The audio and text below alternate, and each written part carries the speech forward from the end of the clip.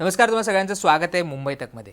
मसाजोगचे सरपंच संतोष देशमुख यांच्या हत्ये प्रकरणात याचा तपास करण्यासाठी महाराष्ट्र सरकारकडून एक एसआयटी नेमण्यात आलेली आहे। पण ही एसआयटीच आता वादात सापडलेली आहे। खरं तर जितेंद्र आव्हाड असतील, अंजली दमाने असतील, इतर जे नेते आहेत, सुरेश धस असतील, यांनी सगळ्यांनी या एसआयटीवर आक्षेप नोंदवले होते आणि त्यांचं असं म्हणणं होतं की एसआयटी मधले काही अधिकारी आणि कर्मचारी हे वाल्मिक कराड याच्या जवळचे आहेत।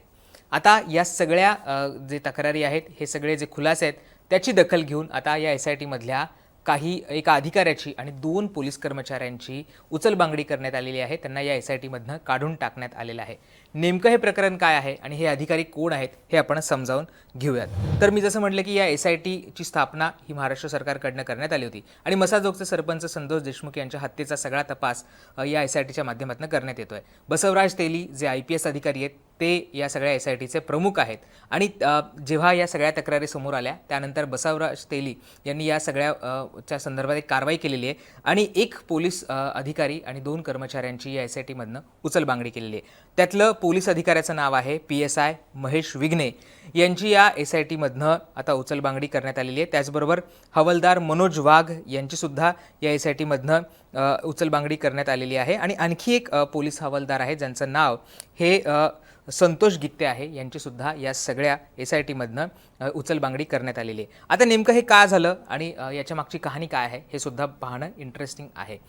ही एसआयटी स्थापन करण्यात आली आहे आणि मी जसं सुरुवातीला म्हटलं की एसआयटीचे प्रमुख हे बसवराज तेली आहेत, हे आयपीएस अधिकारी आहेत आणि त्यांच्या हाताखाली काही कर्मचारी देण्यात आले होते, काही पोलीस अधिकारी देण्यात आले होते आणि त्यांच्यामार्फत ही एसआयटी सुरू होती। आता याच्यामध्ये नेमकं कोण कोण होतं, या एसआयटीमध्ये कोण कोण आहे हे समजून घेऊयात।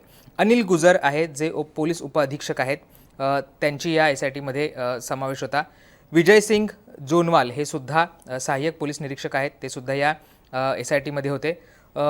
महेश विघ्ने जे पोलीस उपनिरीक्षक आहेत, पीएसआय आहेत, ज्यांची आता उचलबांगडी झालेली आहेत, हे सुद्धा या एसआयटीमध्ये होते। त्याचबरोबर आनंद शिंदे जे पोलीस उपनिरीक्षक अर्थात पीएसआय आहेत, यांची सुद्धा या सगळ्या एसआयटीमध्ये समावेश होता।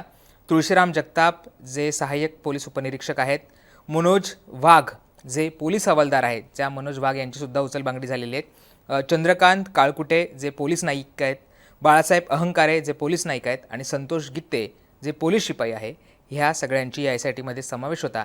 आणि याच्यापैकी महेश विघ्ने पोलीस उपनिरीक्षक, मनोज वाघ जे पोलीस हवालदार आहेत आणि संतोष गित्ते जे पोलीस शिपाई आहेत, यांची आता उचलबांगडी करण्यात आलेली आहे। आता ही उचलबांगडी करण्यामागे महत्त्वाचं कारण म्हणजे जसं मी सुरुवातीला म्हटलं की जितेंद्र आव्हाड असतील, अंजली दमाने असतील, यांनी काही खुलासे केले होते, काही ट्विट करून या सगळ्या संदर्भातली एसआयटी संदर्भातली माहिती समोर केली होती। त्याच्यामध्ये या एसआयटीमधले जे आपण बघितलं जे विघ्ने आहेत, यांचा एक फोटो आता सोशल मीडियावर व्हायरल झालेला आहे आणि त्या फोटोमध्ये वाल्मिक कराड जो खंडणीतल्या गुन्ह्यातला आरोपी आहे, त्याच्या खांद्यावर हात ठेवून ते उभे असल्याचं समोर आलेलं आहे आणि या सगळ्या फोटोमुळे आता एक प्रकारे ते अडचणीत आलेले आहेत। जितेंद्र आव्हाड यांनी सुरुवातीला ट्विट केलं होतं आणि त्यांच्या ट्विटमध्ये ते म्हणाले होते की संतोष देशमुख प्रकरणात शासनाने नेमलेल्या एसआयटीमध्ये एक प्रमुख आयपीएस बाहेरचा नेमला आहे।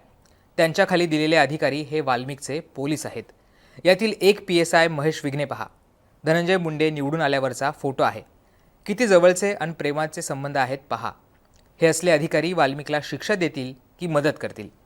याच विघ्ने याने निवडणूक काळात धनंजय मुंडेचा कार्यकर्ता असल्याप्रमाणे काम केलेलं आहे।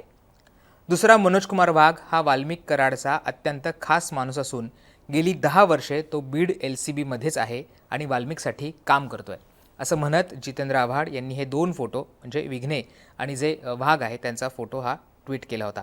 त्याचबरोबर अंजली दमाने यांनी सुद्धा एक ट्विट केलं होतं आणि त्याच्यामध्ये ते म्हणाले होत्या की मुख्यमंत्री ताबडतोब ही एसआयटी बरखास्त करा, बीड पोलीस ही चौकशी करणं अयोग्य, खुपशा पोलीस अधिकाऱ्यांचे वाल्मिक कराड याच्याशी संबंध, जिल्ह्याबाहेरच्या अधिकाऱ्यांना ऑन कॅमेरा चौकशीचे आदेश तात्काळ द्यावे, असं अंजली दमाने यांनी म्हटलं होतं आणि अंजली दमाने यांनी सुद्धा जो फोटो आहे तो सगळा शेअर केल्याचं आपल्याला पाहायला मिळत होतं। आता हा नेमका फोटो कुठला आहे, कराड याच्यासोबतचा जो विघ्ने यांचा फोटो आहे त्याच्या मागची पार्श्वभूमी काय हे सुद्धा समजावून घेणं महत्त्वाचं आहे। कराडसोबतचा विघ्ने यांचा फोटो हा विधानसभा निकालाच्या दिवशीचा आहे।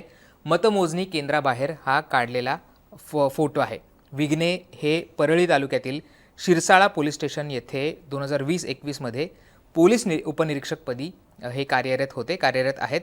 त्यानंतर सिराळ्यातनं बदली होऊन ते गडचिरोली येथे गेले होते आणि परंतु कराड यांच्या आशीर्वादाने ते पुन्हा बीडच्या पोलीस दलामध्ये सहभागी झाले होते, सामील झाले होते, असं सुद्धा या सगळ्या माहितीमधनं आता समोर आलेलं आहे. त्यामुळे या सगळ्या अधिकाऱ्यांवर आता बसवराज तेली यांनी स्ट्रिक्ट ॲक्शन घेतलेली आहे आणि त्यांना या सगळ्या SITमधनं बाहेर काढलेले आहे. त्या SITमध्ये आता नसणार आहेत आणि या तपासाचा ते भाग नसणार आहे. त्यामुळे अंजली दमाने असतील, जितेंद्र आव्हाड असतील, यांच्याकडनं या SITवर प्रश्नचिन्ह उपस्थित केले जात होते की बघा, वाल्मिक कराडच्या जवळची लोकं जर SITमध्ये असतील, त्याची खास लोकं जर SITमध्ये काम करणार असतील तर कशा पद्धतीने तपास होईल आणि खरंच या सगळ्या प्रकरणाचं सत्य बाहेर येईल का, असा सुद्धा प्रश्न या सगळ्यामध्ये उपस्थित केला जात होता. आणि दुसरीकडे पोलिसांना खरंच या प्रकरणाची चौकशी करायची आहे का, असं सुद्धा सातत्याने विरोधकांकडनं विचारला जात होता. त्यामुळे हे सगळं प्रकरण बाहेर आल्यानंतर, हे सगळे फोटो बाहेर आल्यानंतर आणि त्यांच्या सगळ्यांची पार्श्वभूमी बाहेर आल्यानंतर बसवराज तेली जे IPS अधिकारी आहेत त्यांनी या सगळ्या प्रकरणाची गंभीर दखल घेतली आणि आता या 3 पोलीस कर्मचाऱ्यांची त्यांनी उचलबांगडी केलेली, त्यांना या सगळ्यातनं आता त्यांनी बाहेर केलेलं आहे. दुसरीकडे आपण बघितलं, एक पोलीस अधिकारी होते गणेश मुंडे म्हणून, यांनी सुद्धा खासदार बजरंग सोनवणे यांच्या संदर्भात एक टिप्पणी केली होती. एका जे पोलिसांचा WhatsApp ग्रुप आहे, वार्ताहरांचा WhatsApp ग्रुप आहे, त्याच्यावर टिप्पणी केली होती आणि त्याची सुद्धा गंभीर दखल हे जे पोलीस अधीक्षक आहेत बीडचे नवनीत कामत यांनी घेतली आणि त्यांची सुद्धा उचलबांगडी केली आणि त्यांना पुण्यातल्या कंट्रोल रूममध्ये पाठवण्यात आलेलं आहे. त्यामुळे या सगळ्या प्रकरणामध्ये कुठेही शंका राहू नये आणि जे आक्षेप नोंदवले जातात त्याच्यावर तात्काळ कारवाई व्हावी असं या सगळ्या अधिकाऱ्यांकडनं पाहिलं जाते आणि म्हणूनच या 3 कर्मचाऱ्यांची उचलबांगडी बसवराज तेली यांनी केलेली आहे.